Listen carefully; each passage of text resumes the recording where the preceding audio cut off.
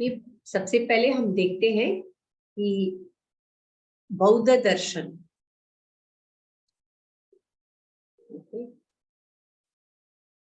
क्या ये जीव को मानता है, जगत को मानता है और ईश्वर को मानता है, वो हम देखते हैं।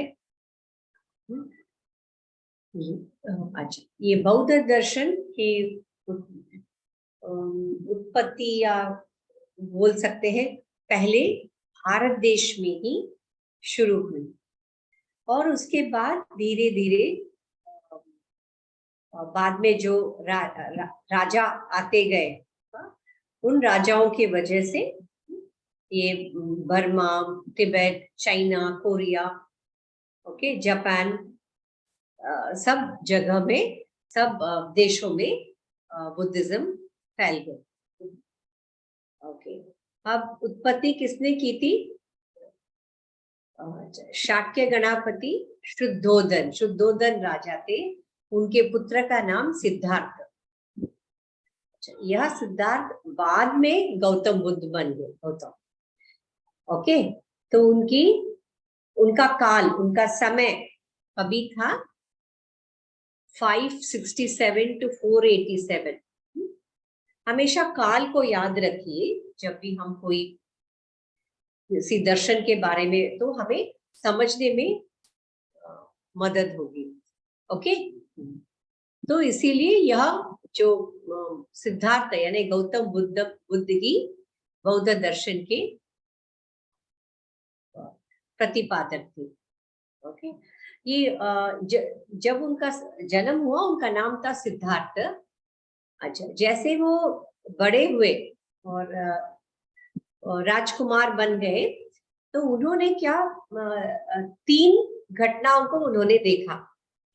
सबसे पहला घटना है, एक वृद्ध मनुष्य है और वह लकड़ी के सहारे बहुत तकलीफ से वो चल रहा है। और दूसरा, उन्होंने एक रोगी को देखा, एक आदमी खांसते खांसते वह जा रहा था, उसे सांस लेने में तकलीफ हो रही। और तीसरा क्या देखा उन्होंने? एक मृतक, किसी की अंतिम यात्रा जा रही थी। तो तब उनके मन में आया कि यह सब क्यों हो रहा है। ओके, यह सब क्यों हो रहा है, उन्होंने सोचा। फिर हाँ, तो वह देख के वह बहुत दुख से पीड़ित हुए। ये 3 इंसिडेंट्स को देखते ही वह बहुत दुखी हो गए और उन्होंने एक दिन निर्णय लिया। उन्होंने अपने राज्य, परिवार, पत्नी, पुत्र सबको त्याग करके वह अपने राजमहल छोड़ के चले गए, क्योंकि उनको इस प्रश्न का उत्तर ढूंढ रहे थे। यह जो प्रश्न उनके मन में आया, ये दुखों का कारण क्या है, क्यों हम दुखी होते हैं, तो यह कारण जानने के लिए अपने राजमहल छोड़ के वह सबसे पहले भृगु मुनि के आश्रम वहां चले गए। वहां पे उन्होंने कुछ शिक्षा ली, थोड़ी सी तपस्या की और फिर वहां से उसके बाद आलार काला, ये भी उनके गुरु है, हाँ, यह गुरु के पास पहुंच गए और वहां पे तपस्या, लंबी समय तक उन्होंने तपस्या की और तपस्या करने के बाद उन्हें 4 आर्य सत्य का ज्ञान हुआ। जिस क्षण उन्हें इस 4 आर्य सत्य का ज्ञान हुआ, उसी क्षण वह सिद्धार्थ से गौतम बुद्ध बन गए। उन्हें उत्तर मिल गया, दुखों का कारण क्या है, क्यों हम दुखी होते हैं, तो उसका कारण मिल गया। तो वो हम बाद में देखते हैं। और गौतम बुद्ध के जाने के बाद वही बौद्ध धर्म 2 संप्रदायों में बट गई। ओके, तो पहला संप्रदाय है हीनयान और दूसरा है महायान। अच्छा, ये हीनयान में क्या करते थे? वह उनके शिष्य, हीनयान के जो शिष्य है, वह बुद्ध की शिक्षाओं को मानते हैं। ओके, शिक्षाओं को मानते हैं और उनकी शिक्षाएं क्या है, यह मैं हीनयान की बात कर।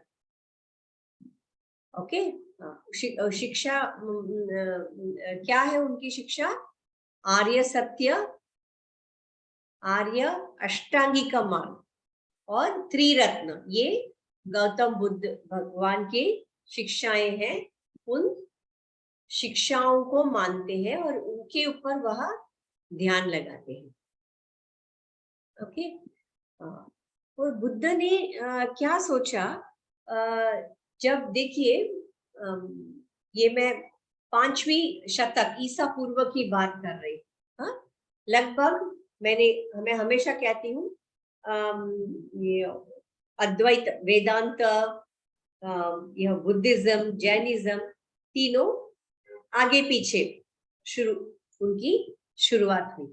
तो उन्होंने क्या कहा, ये जो कर्मकांड है वो बहुत ही कठिन है, उसका पालन करना कठिन है। हमें यज्ञ करना है और ऐसे ही करना है, ऐसे ही करने से ही हमें फल मिलेगा। तो वो कहते हैं कि यह बहुत कठिन है एक तरफ। दूसरे तरफ वह इनके जैसा चार्वाक के दर्शना क्या समझते हैं? वह यह समझते हैं इंद्रिय भोग ही सुख है, इंद्रियों का भोग करना ही सुख है। तो ये कहते हैं ये एक्सट्रीम भी नहीं चाहिए और इस तरफ वाला एक्सट्रीम भी नहीं चाहिए, हमें मध्यम मार्ग।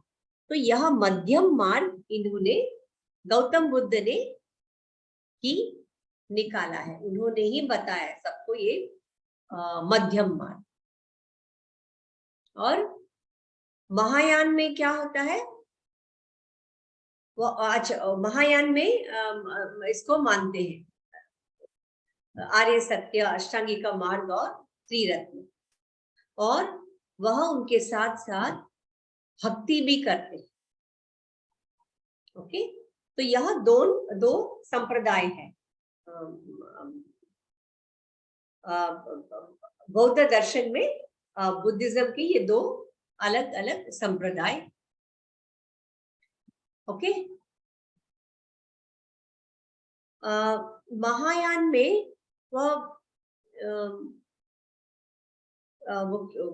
मूर्ति की पूजा नहीं करते हैं महायान में। हीनयान में, महायान में बुद्ध को ही भगवान मानते हैं। ओके, और बुद्ध को ही भगवान मान के वह फॉलो करते हैं, वेरस ये इसमें मूर्ति की पूजा होती है। ओके,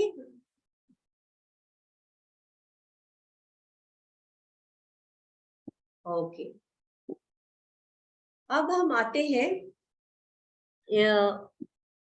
बौद्ध दर्शन के तत्व मीमांसा।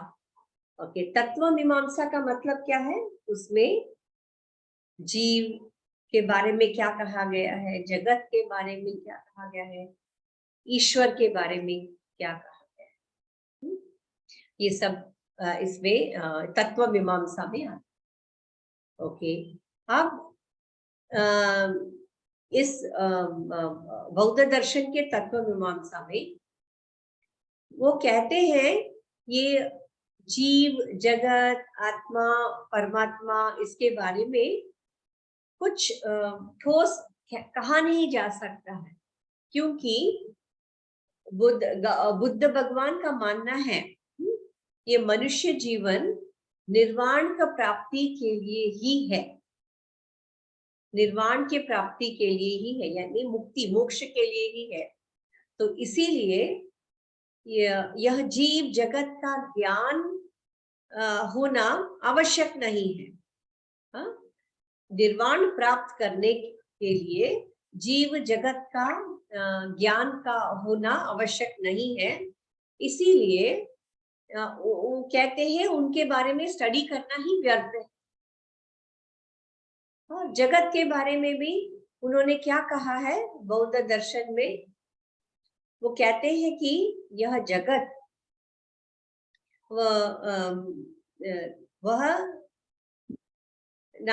वह ना तो कोई वस्तु शाश्वत है, वह शाश्वत नहीं है। इस संसार में जितनी भी वस्तुएं हैं वह ना ही वो शाश्वत है, ना ही वो पूर्ण है, और वह नश्वर है। तो कहते हैं कि ऐसे जगत के बारे में जानना आवश्यक नहीं। वो सिर्फ और सिर्फ निर्वाण के ऊपर ही वह कंसंट्रेट करते हैं, उस पर ही वह बोलते हैं। निर्वाण प्राप्त करने के लिए क्या क्या करना है उन्होंने वो बताया। तो वो कहते हैं कि उसके लिए यह जीव या जगत की कोई आवश्यकता नहीं है। और बाद में उनके जितने भी शिष्य आते गए वह उन्होंने अपना अपना व्याख्या दी है, अपना अपना ओपिनियन बताया कि जगत के बारे में, ईश्वर के बारे में उन्होंने अपना अपना ओपिनियन दिया है। ओके, अब ये बौद्ध दर्शन, अच्छा, ये जीव आत्मा को नहीं मानते हैं, ईश्वर को नहीं मानते हैं, फिर है क्या उसमें? बौद्ध दर्शन में है क्या? यह बौद्ध दर्शन सिर्फ कर्म सिद्धांत को मानता है और पुनर्जन्म, इन दोनों बातों में विश्वास करता है। ओके, दोनों बातों में विश्वास करता है। क्या है? कर्म सिद्धांत और पुनर्जन्म। और इनका कर्म सिद्धांत थोड़ा सा अलग है, भिन्न है।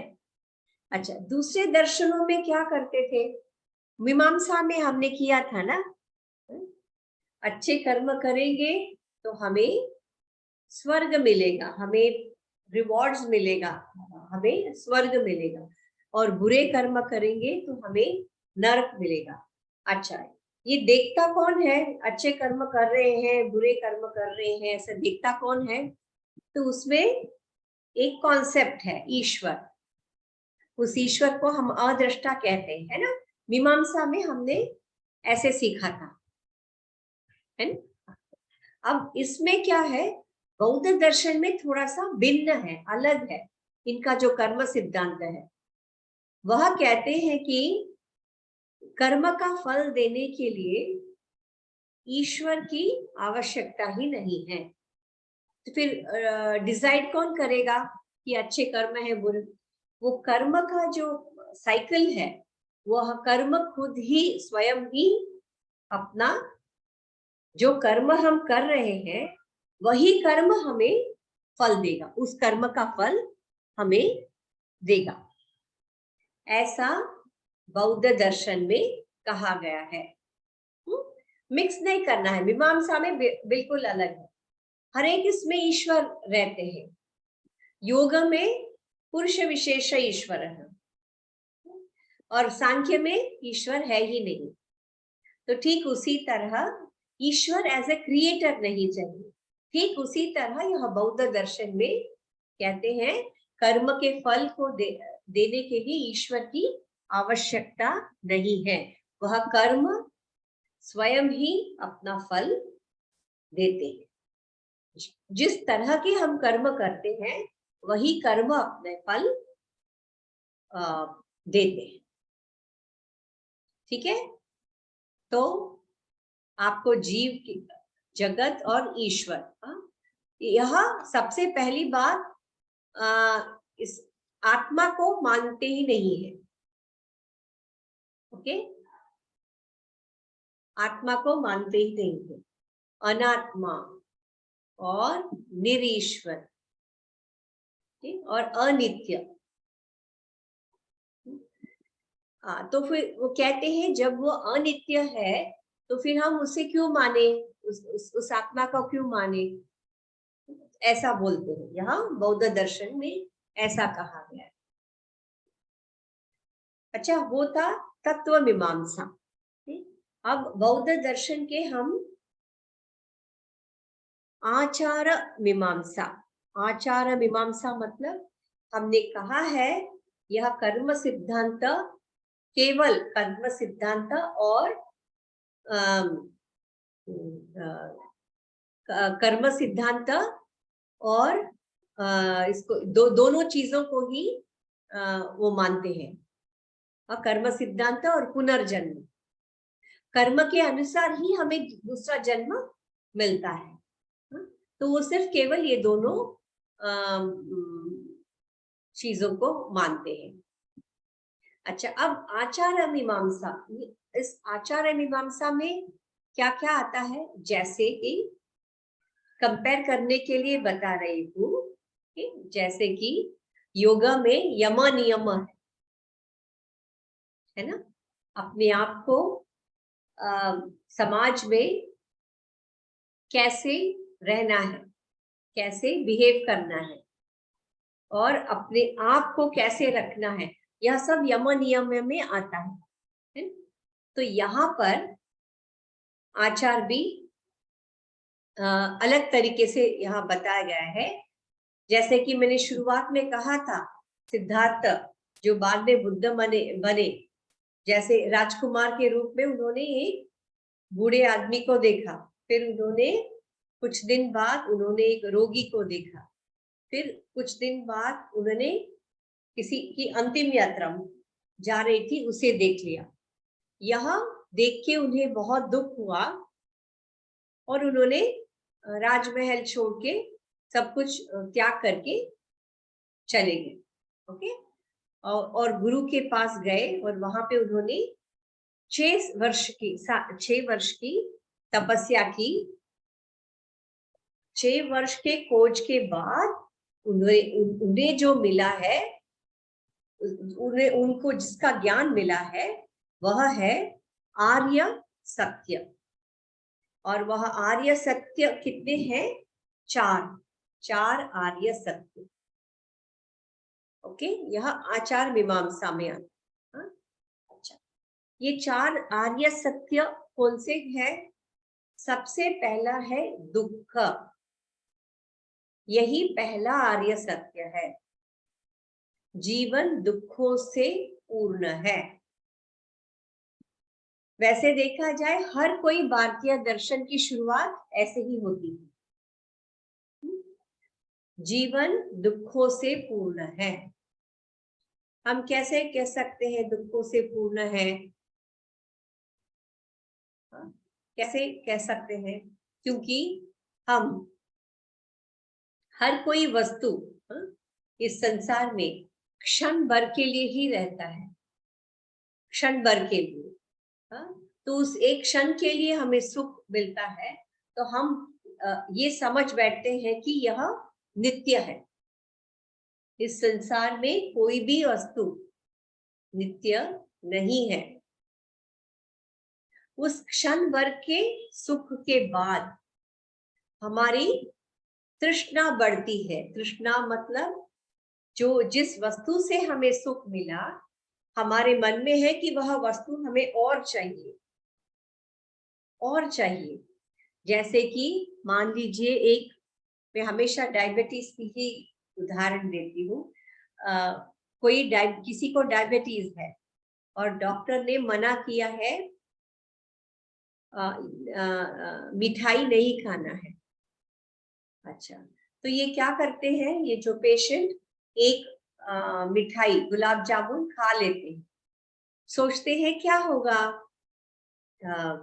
एक ही तो है, पर वह एक गुलाब जामुन से भी डायबिटीज में ब्लड में शुगर लेवल बढ़ जाता है। तो अब बोलिए ये क्या है? एक क्षण के सुख के लिए, मतलब वो मिठाई जो खा रहे थे गुलाब जामुन के लिए, फिर बाद में उनको दुख भोगना पड़ता है। शुगर लेवल, ब्लड में शुगर लेवल बढ़ गया है और दवाई ज्यादा उनको लेना पड़ेगा। तो वह एक क्षण के लिए उन्हें अभी दुख उठाना पड़ रहा है। तो ये जीवन, यह तो सिर्फ एक उदाहरण है, आप देखेंगे तो यह जीवन दुखों से पूर्ण है। और दूसरा क्या है? पहला आर्य सत्य है जीवन दुखों से पूर्ण है, और दूसरा आर्य सत्य है इन दुखों का कारण विद्यमान है। ओके, बिना कोई कारण इस संसार में कुछ भी नहीं होता है। उसे क्या कहते हैं? दुख समुदाय। पहला आर्य सत्य है दुख, दूसरा आर्य सत्य है दुख समुदाय। इन दुखों का कारण है, ये इसका खोज इन्होंने किया है। अच्छा, उन्होंने खोज करके इन्होंने बताया कि दुखों का मूल कारण क्या है? अविद्या या अज्ञान, ज्ञान नहीं होना, अज्ञान, यही दुखों का मूल कारण है। और इस अज्ञान के वजह से ही, इस अविद्या के वजह से हम इंद्रियों के भोग की वस्तुओं के पीछे हम भागते हैं। जैसे कि मैंने अभी अभी कहा था, एक गुलाब जामुन, एक गुलाब जामुन खाने से बिल्कुल दूसरे ही क्षण ब्लड में शुगर लेवल, डायबिटीज उसका बढ़ गया। इंद्रिय भोग यही दुख का कारण है। अधिक हमें और चाहिए, और चाहिए, यही दुखों का कारण है, दुख का समुदाय। अच्छा, इस दुख का समुदाय, दुखों का कारण, इसके ऊपर ही उन्होंने एक और अलग खोज किया है, जिसके बारे में मैं थोड़ी देर में बताऊंगी दूसरे स्लाइड पे। और तीसरा आर्य सत्य क्या है? सॉरी,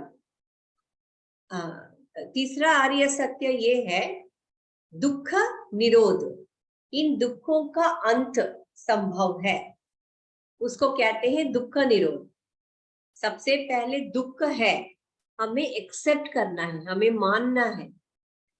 ओके, फिर दूसरी बात है, इन दुखों का कारण अवश्य है, क्योंकि बिना कारण के इस संसार में कुछ भी नहीं होता है। और तीसरा आर्य सत्य है इन दुखों का अंत, यह एक सॉल्यूशन बता रहे हैं। पहले क्या था? प्रॉब्लम, पहला स्टेप प्रॉब्लम था, दूसरा स्टेप इस प्रॉब्लम का कारण, कारण वो भी बता रहे हैं, और तीसरा है जैसे ही हमें कारण पता चल गया है तो उसका कुछ सॉल्यूशन, उन दुखों से बाहर आने का सॉल्यूशन, मतलब हम दुख का अंत हम कर सकते हैं, समाप्त कर सकते हैं। और चौथा क्या है? इन दुखों के अंत का उपाय। कैसे? देखिए, सिस्टमैटिकली उन्होंने किया है, एकदम साइंटिफिक तरीके से उन्होंने किया। इन दुखों का अंत का उपाय, तीसरे में सिर्फ इतना बता रहे हैं कि सॉल्यूशन है, दुख का अंत संभव है, हम कर सकते हैं। और चौथे इसमें बता रहे हैं कि इन दुखों का अंत करने का उपाय भी बता रहे हैं। अच्छा, यह इन दुखों का अंत करने का उपाय क्या है? वह है अष्टांगिका मार्ग। अष्टांगिका मार्ग, जैसे पतंजलि मुनि ने अष्टांग योग निकाला है ना, यम नियम आसन प्राणायाम, ठीक उसी तरह इन्होंने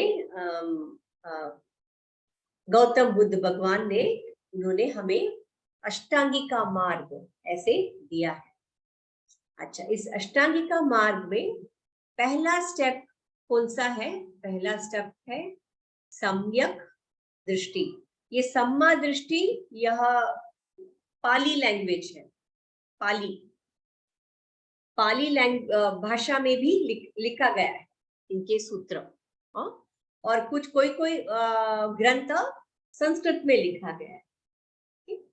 तो सम्यक दृष्टि, सम्मा दृष्टि, इसका मतलब है बुद्ध कहते हैं मनुष्य के दुखों का कारण है अज्ञान, ठीक है। और अज्ञान के कारण क्या है? भौतिक वस्तुओं में आसक्ति। हम भौतिक वस्तुओं के पीछे हम भागते हैं, ओके, आसक्ति। और क्या है?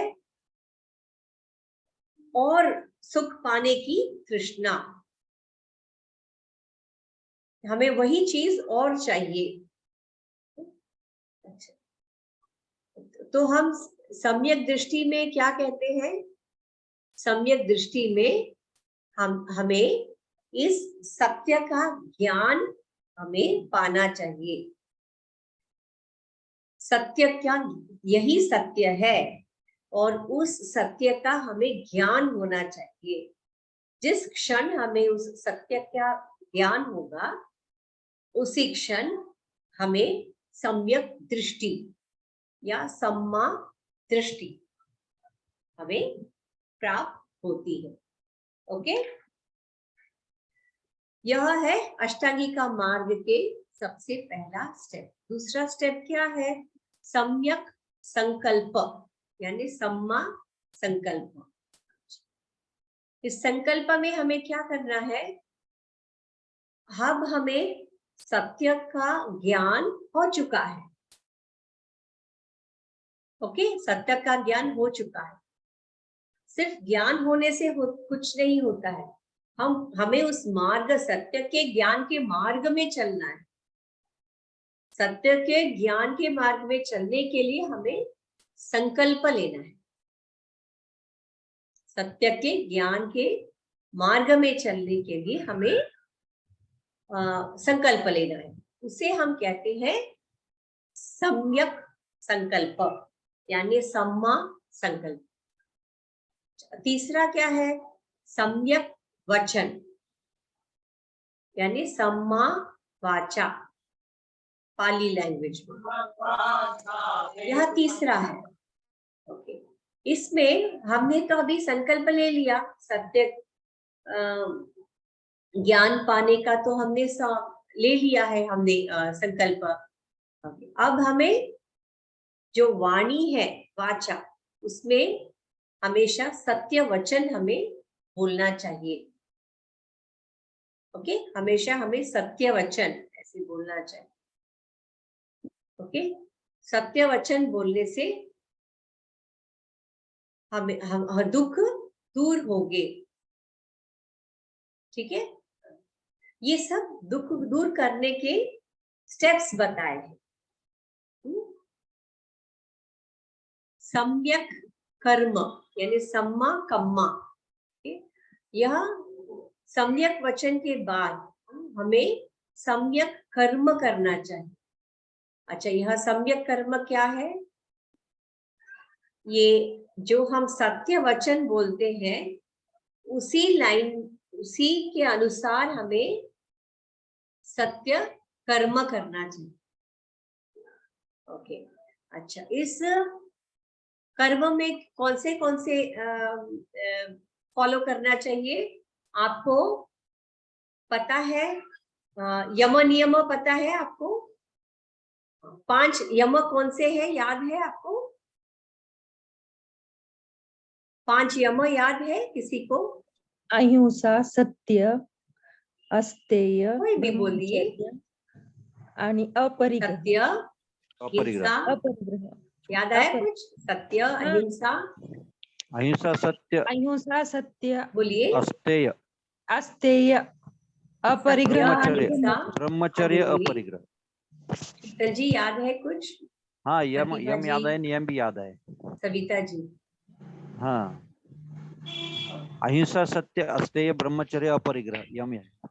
शौच, संतोष, तप, स्वाध्याय, ईश्वर कोई पर बात।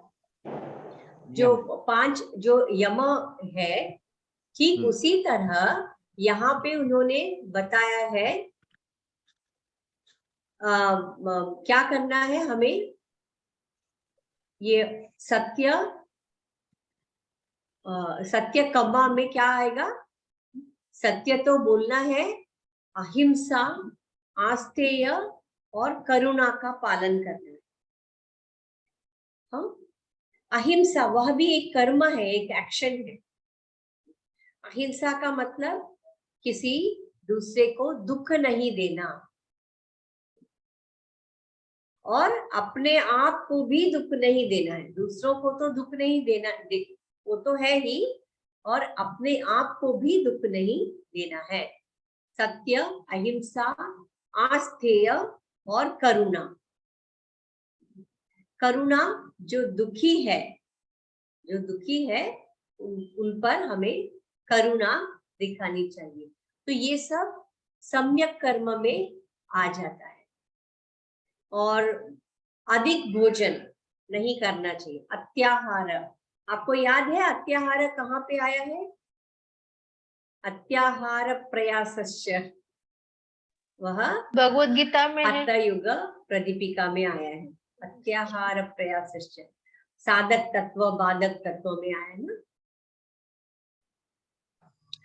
ओके, अत्याहार भी नहीं लेना चाहिए। ये सब सम्यक कर्म, सम्मा कम्मा। यह बौद्ध दर्शन, जैन दर्शन थोड़ा सा अलग है, इसलिए समझने में थोड़ा सा आपको तकलीफ होगा। फिर भी मैंने सिंपल भाषा में आपको बता रही। अच्छा, अभी उसके बाद में सम्यक जीव, सम्मा आजीव पाली लैंग्वेज में कहते हैं। यहाँ पे बुद्ध कहते हैं कि मनुष्य को अपनी जीविका कमाने के लिए उचित मार्ग का अनुसरण करना चाहिए। ये हम सबको पता है कि गलत रास्ते से पैसे कमाना नहीं चाहिए। वह भी दुख का कारण हो सकता है, नहीं है, दुख का कारण। सबसे पहले गलत रास्ते से नहीं कमाना चाहिए। दूसरी बात है, आवश्यकता से अधिक धन का कमा के हम रखते हैं ना, वह भी नहीं करना चाहिए। ओके, फिर छठा कौन सा है? सम्यक व्यायाम, यानी सम्मा व्यायाम। अच्छा, इसका अर्थ क्या है? सम्मा व्यायाम, अपनी तथा दूसरों की भलाई के लिए सदैव प्रयत्न करना, यह सम्यक व्यायाम में आता है। अपनी भलाई और दूसरों के भलाई के लिए सदैव हम प्रयत्न करना। ओके, इसमें क्या क्या होगा? इसमें क्या क्या आता है?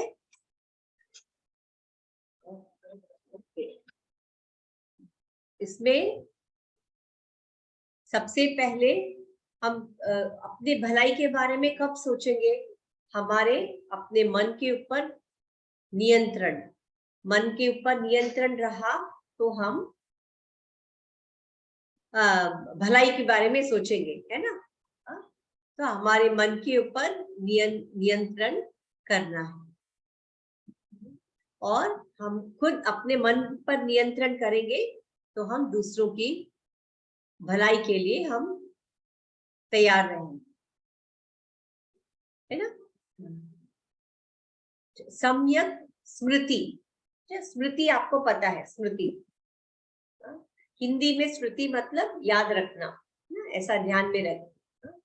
तो यहाँ पे स्मृति मतलब हमारा, तो सम्यक स्मृति यानी सम्मा मति, पाली लैंग्वेज में मति बोलती है, सम्मा मति।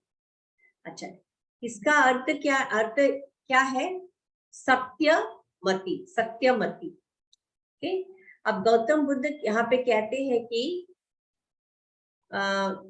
जो निर्वाण के इच्छुक है, जैसे कि इन्होंने कहा है, मनुष्य के जो जीवन है वह निर्वाण प्राप्त करने के लिए ही है।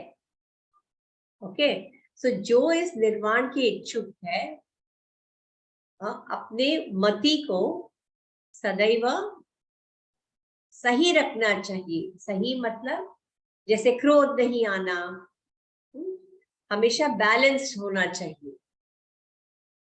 ओके,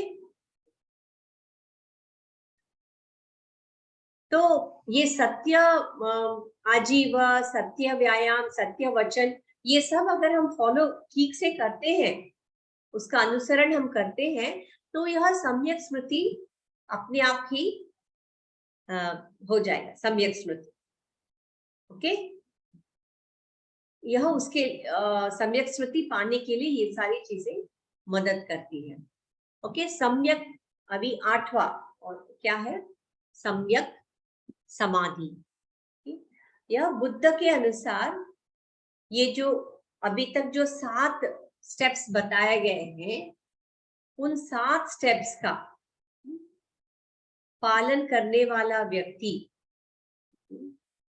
उस व्यक्ति का, उस मनुष्य का मन शांत हो सकता है अगर ये 7 स्टेप्स उसका ठीक से अनुसरण करेंगे तो। ओके, मन शांत हो सकता है, मन एकाग्र हो सकता है और समाधि की स्थिति को प्राप्त कर सकता है। पहले मन का शांत होना आवश्यक है, शांत मन को ही हम एकाग्र कर सकते हैं और समाधि की स्थिति को प्राप्त कर सकते हैं। तो उसके लिए बुद्ध ने कहा है क्या करना है? मन को संसार की वस्तुओं से हटाना है। ओके, तब हम ये सब हमें प्राप्त हो। अच्छा, ये आर्य अष्टांग मार्ग अब जो हमने सीखा था वह है, ये देखिए, सबसे पहले हमने आर्य सत्य सीखा, फिर हमने आर्य अष्टांग मार्ग सीखा, राइट? तो अभी क्या हम सीखेंगे? ये अष्टांग मार्ग पर चलना है, उसके लिए हमारे शरीर, हमारे मन का शुद्ध होना आवश्यक है। ओके, अपने शरीर को शुद्ध रखने के लिए बुद्ध ने क्या बताया है? त्रिरत्न, त्रिरत्न का कॉन्सेप्ट हमें दिया है। त्रिरत्न क्या है? शील, समाधि और प्रज्ञा। शील, समाधि और प्रज्ञा।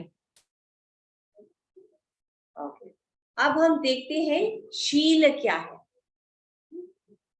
अच्छा, ये बौद्ध दर्शन में बिल्कुल मन में रखिए, 4 आर्य सत्य है, अष्टांगिका मार्ग है।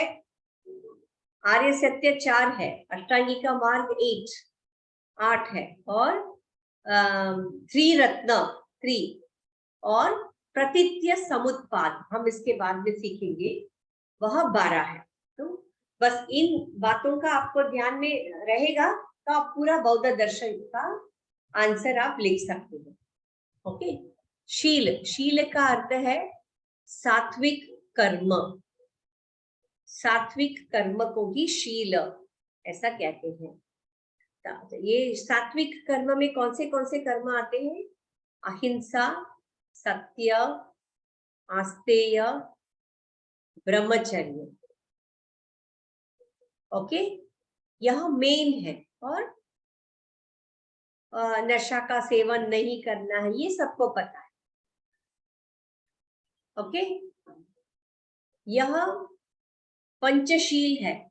अभी देखिए, ये त्रिरत्न में से पहला है, और उस पहले वाले रत्न में से ये पंचशील, अहिंसा, आस्तेय, सत्य, ब्रह्मचर्य और नशा न करना, ये सब पंच, जिनका पालन गृहस्थ तथा भिक्षु दोनों कर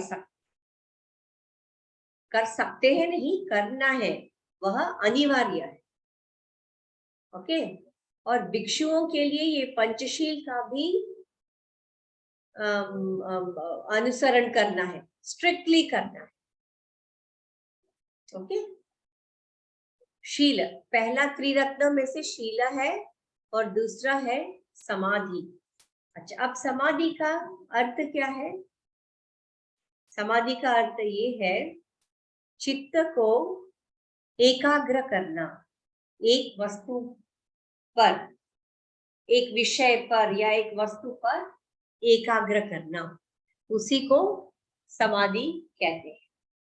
और यह समाधि फिर 3 तरह के होते हैं, 3 प्रकार के होते हैं, 3 प्रकार के। ओके, समाधि से 3 प्रकार की विधाएं उत्पन्न होती है। अच्छा, कौन से उत्पन्न होती है? पूर्व जन्म की स्मृति। जितना हम डीपली मेडिटेशन करते हैं उतना ही हमें पूर्व जन्म की हमें स्मृति होती है और अविद्या उसी से दूर होती है, पूर्व जन्म की स्मृति। और दूसरी जीव की उत्पत्ति, इस जीव की उत्पत्ति कैसे होती है। और तीसरा है ये विनाश का ज्ञान। ओके, और चित्त को अविद्या से निकालने के लिए कौन सी वो बाधक विषय है, उन विषयों का भी जानकारी होना चाहिए। ओके, जैसे हठयोग प्रदीपिका में अभी मैंने कहा साधक तत्व बाधक तत्व। चित्त को प्रगति करने से कौन सी बातें, कौन सी विषय हमें रोकती है, उन विषयों की भी जानकारी हमें होनी चाहिए। ठीक है, ओके।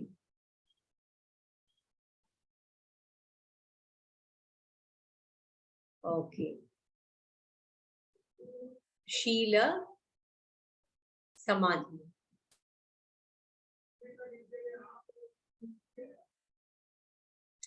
अब हम आते हैं इस प्रतीत्य समुत्पाद। ये बहुत ही इंपॉर्टेंट टॉपिक है। हर एक इसमें हम बोलते हैं ना, आत्मा है, पिछले जन्म के कर्मों के अनुसार वह आत्मा जन्म लेता है, जीव जन्म लेता है, ऐसे कहते हैं कर्मों के अनुसार।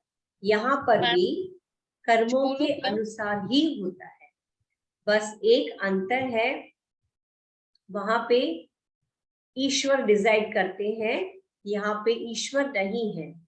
वह कर्म खुद ही फल देता है और कर्म के अनुसार वह माता का गर्भ, उस कर्म के अनुसार वह जीव एक माता का गर्भ ढूंढता है और उस वहां पे उस स्थान पर, उस जगह पर जन्म लेते।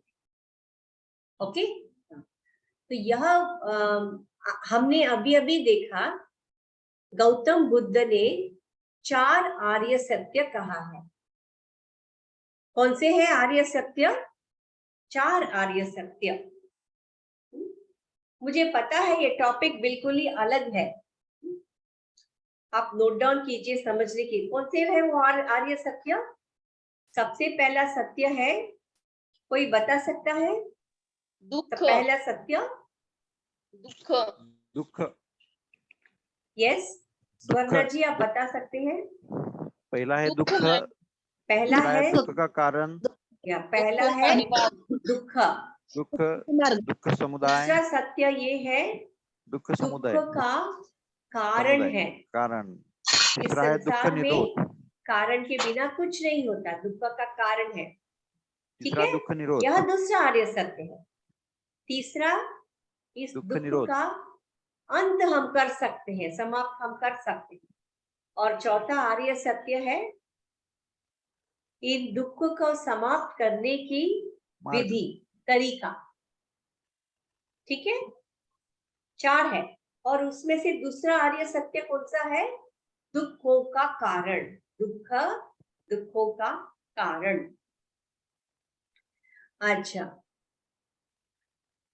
यह दूसरे आर्य सत्य में कहा गया है कि इस संसार में दुख है और दुखों के कारण का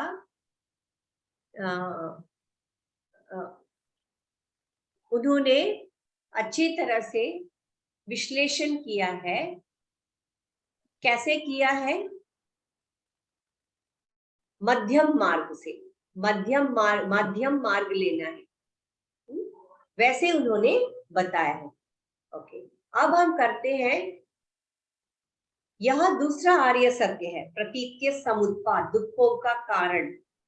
ओके, दुखों का कारण इस प्रतीक के समुत्पाद में हम समझ सकते हैं कि दुखों का क्या कारण है। ठीक है, यह आर्य सत्य के साथ आएगा। हाँ, ये प्रतीक के समुत्पाद आर्य सत्य के साथ आएगा।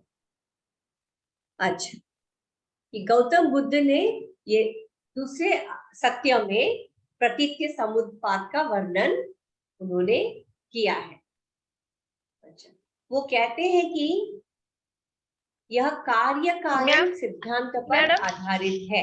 Ma'am 1 minute. कार्य और कारण, कार्य कारण का मतलब क्या है? जैसे अविद्या है, इसीलिए हमारा पुनर्जन्म होता है ना? अविद्या है हमारे अंदर, इसीलिए हमारा तो अविद्या और पुनर्जन्म, अविद्या कारण है और ये पुनर्जन्म कार्य है। ओके, यह दूसरे आर्य सत्य में बताया गया है। उन्होंने बताया कि दुख के उत्पन्न होने का कारण होता है, क्योंकि इस संसार में हर एक घटना एक कारण से ही होता है। ओके, हाँ, तो अब हम प्रतीक समुत्पाद, इसका अर्थ क्या है? इस शब्द का, प्रतीक समुत्पाद, इस शब्द का अर्थ क्या है? यहाँ इस दो शब्दों से बना है, प्रतीत्य समुत्पाद, ये दोनों शब्द से बना है एक शब्द। अच्छा, प्रतीत्य का अर्थ क्या है? प्रतीत्य का अर्थ ये है किसी वस्तु के उपस्थित होने पर। अच्छा, वापस वही मन में याद रखिए, अविद्या और पुनर्जन्म, किसी वस्तु के उपस्थित होने पर, यानी कि अविद्या उपस्थित होने पर। और समुत्पाद का अर्थ क्या है? किसी अन्य वस्तु की उत्पत्ति होना। अच्छा, किसी वस्तु के अविद्या उपस्थित है, इसके वजह से किसी अन्य वस्तु की उत्पत्ति होना। या अन्य वस्तु क्या है? पुनर्जन्म, पुनर्जन्म, फिर से अविद्या, फिर से पुनर्जन्म, है ना? अविद्या उपस्थित होने पर पुनर्जन्म की उत्पत्ति होता है, इसीलिए उसको ऐसे कहा गया है कि प्रतीत्य समुत्पाद, यानी एक वस्तु के उपस्थित होने पर अन्य किसी वस्तु की उत्पत्ति का होना, उसे प्रतीत्य समुत्पाद ऐसे कहते हैं। अच्छा, इसका नियम ऐसा ही है, यदि वह है तो यह है, यदि अविद्या है तो पुनर्जन्म है। हाँ, आप समझ रहे, आई होप आपको समझ में आ रहा है। अगर नहीं समझ में आ रहा है तो प्लीज मुझे रोकिए। हाँ?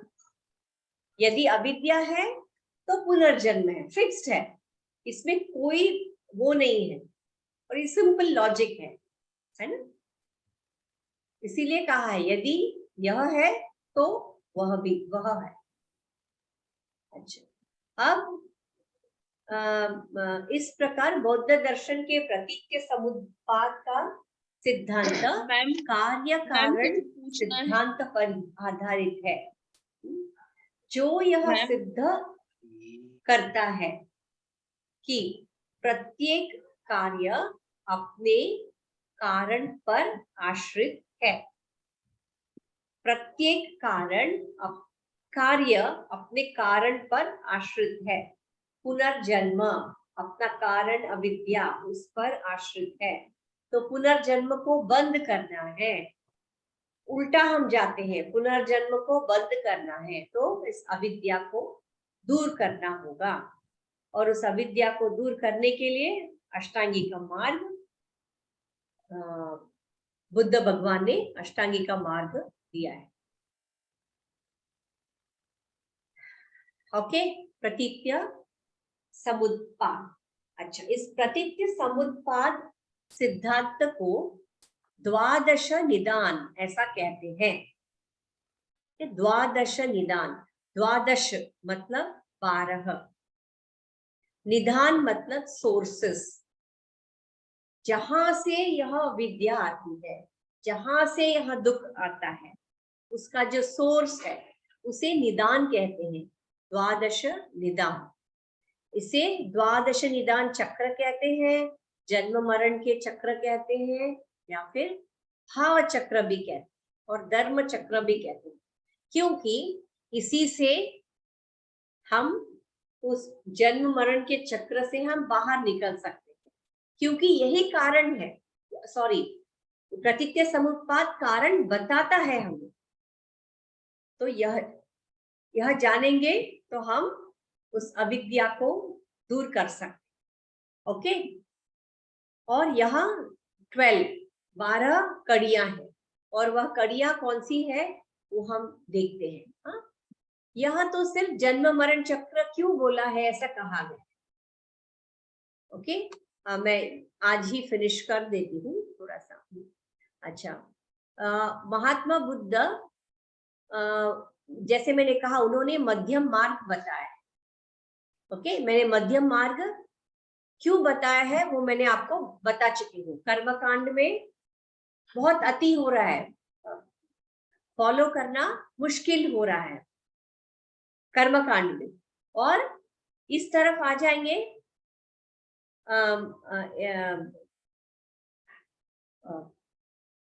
चार्वाक, वह सिर्फ इंद्रिय भोग को ही सुख समझते। यह बीच का मार्ग है। ओके, इस प्रतीत्य समुत्पाद में लर्न करने के, दुख का कारण को हम स्टडी करने के लिए इनमें 12 कड़ियां हैं। 12 कड़ियों की इन्होंने विवेचना की गई है, और प्रत्येक कड़ी को निदान ऐसे बताया गया है।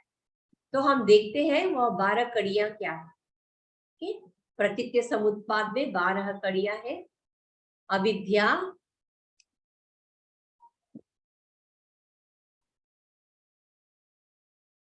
ओके, अविद्या का मतलब है विद्या का अभाव होना। संस्कार, यह पूर्व जन्म के संस्कार है। विज्ञान, नाम रूप, षडायतन, स्पर्श, वेदना, तृष्णा, उपादान, भव, जाति। ओके, अब हम देखते हैं हर एक को क्या है। हम देखते हैं अविद्या ही समस्त दुखों का मूल कारण है। कि अविद्या का मतलब है ज्ञान का अभाव होना। ओके, इस अविद्या को हम नाश करते हैं। कैसे करेंगे? विद्या द्वारा इस अविद्या को हम नाश करते हैं। ओके, तो हम क्यों दुख पाते हैं? क्योंकि जो अवास्तविक वस्तु है उसे हम वास्तविक मानते हैं, उसी से दुख उत्पन्न होता है। ओके, दूसरा है संस्कार। यह संस्कार पूर्व जन्म के कर्म के वजह से होता है, जो हमारे संचित कर्म है उसके वजह से होता है, उसे हम संस्कार। विज्ञान मतलब कॉन्शियसनेस, यानी कि हमारी चेतना। अच्छा, इस चेतना होने के वजह से, जैसे मैंने कहा,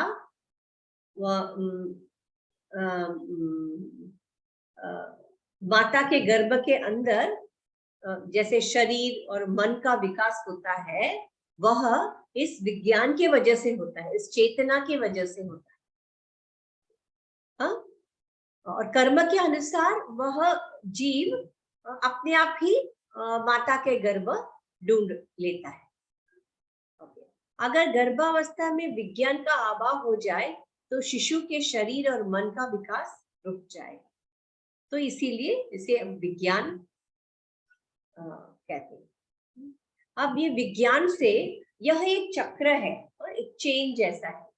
विज्ञान से नाम रूप, हाँ, पहले चेतना माता के गर्भ में प्रवेश करती है। ये चेतना, उस चेतना की वजह से उसे रूप मिलता है। माता के गर्भ में उसे रूप मिलता है, उससे नाम मिलता है, रूप मिलता है। रूप मतलब मन और शरीर, इसे हम रूप ऐसे कहते हैं। तो उसे नाम रूप ऐसे कहते हैं। ओके, तो यह है नाम रूप।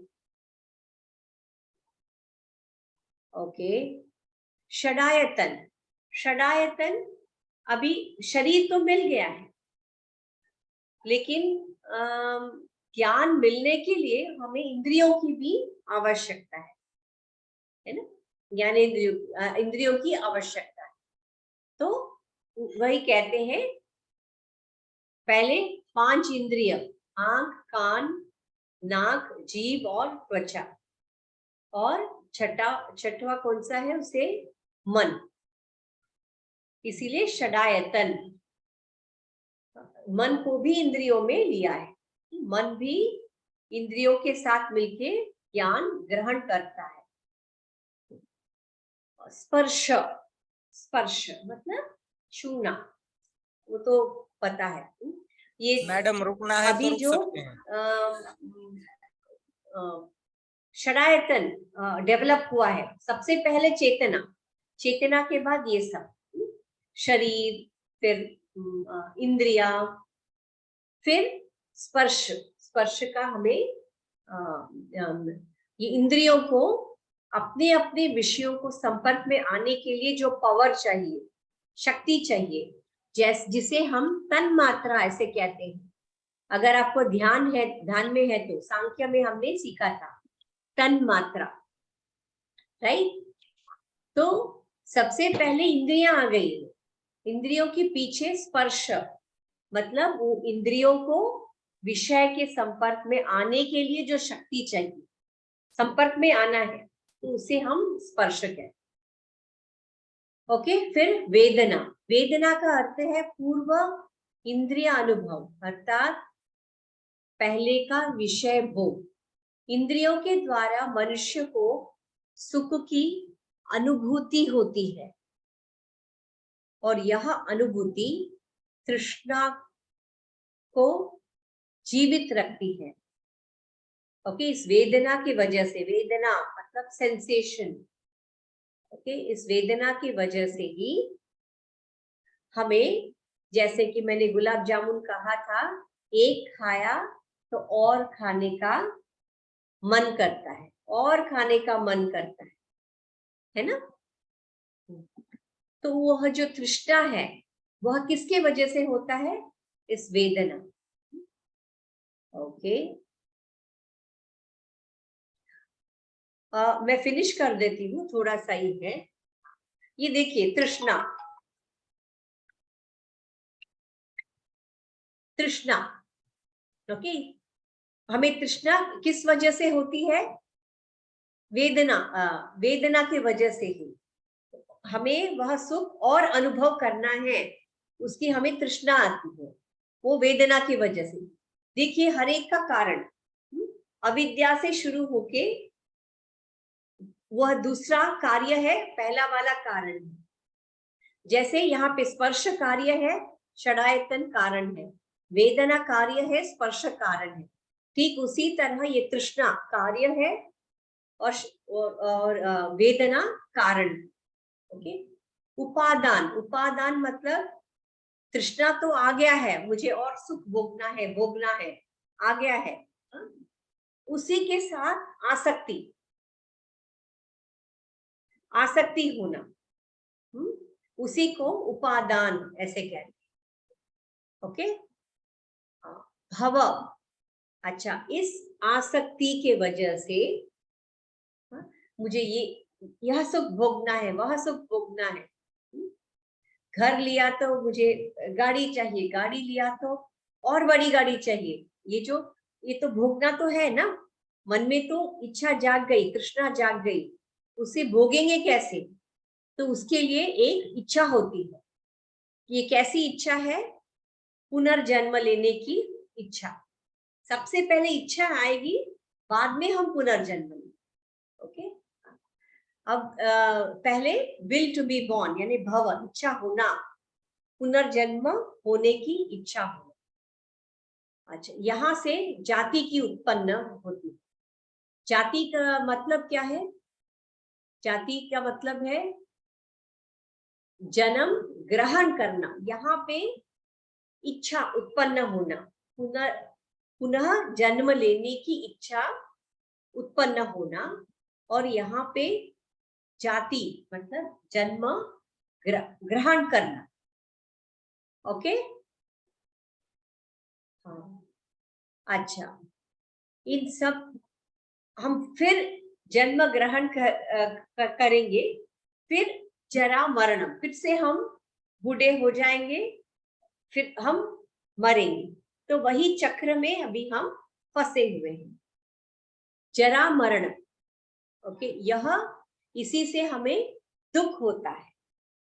ओके, ये कैसे सिस्टमैटिकली बुद्ध ने हमें बताया कि हम दुख कहाँ से होता है। जरा और मरण, जरा मतलब बूढ़े होना, वृद्ध होना, मरण मतलब पता है मृत्यु को प्राप्त करना। इसका मतलब है वृद्धावस्था, बूढ़े होना, उसके बाद में मृत्यु को प्राप्त करना। ओके, लेकिन ये हम मृत्यु को प्राप्त करेंगे कब? यह जाति, पहले भव आना चाहिए, जाति आना चाहिए, उसके बाद में जब वो समय आता है फिर वह मृत्यु को प्राप्त करते हैं, फिर वह दूसरा जन्म ले। तो यही 12 कड़ियां हैं प्रतीक्य समुत्पाद की, यह 12 कड़ियां हैं। और इस कड़ियों का चक्र का मूल कारण है अविद्या। जब तक हम अविद्या का अंत नहीं होता तब तक यह चक्र चलता रहता है, और हम इस चक्र में फंसकर बार बार हम दुख भोगते रहते हैं। इसीलिए इस कड़ी को तोड़ने के लिए, इस कड़ी को तोड़ने के लिए हमें अब अष्टांगी का मार्ग, अष्टांगी का मार्ग हमें दिया है, उसका हमें अनुसरण करना है। ओके, इसमें से पहले 2 अविद्या और संस्कार, यह पूर्व जन्म से संबंधित है। इन 12 कड़ियों में से सबसे पहला अविद्या है, संस्कार है, यह पूर्व जन्म से संबंधित है। और अंतिम 2 कड़ियां, जाति और जरा मरण, यह भविष्य दूसरे जन्म से संबंधित। और जो बीच के हैं 8, पहले 2, आखिरी के 2 छोड़ के जो बीच के 8 है, वह वर्तमान, अब जो हम जन्म जी रहे हैं उससे साथ संबंधित है। ओके, यही दुख का कारण है। इस कारण को हमें मिटाना है, कारण को हमें मिटाना है। कारण को अगर मिटाएंगे यानी अविद्या दूर हो जाएगी और इस जन्म मरण के चक्कर से हम बाहर निकल सकते हैं। यहीं पे इसका समाप्त, बुद्धिज्म, बौद्ध दर्शन समाप्त हो चुका है। कोई डाउट है तो आप कल पूछ सकते हैं।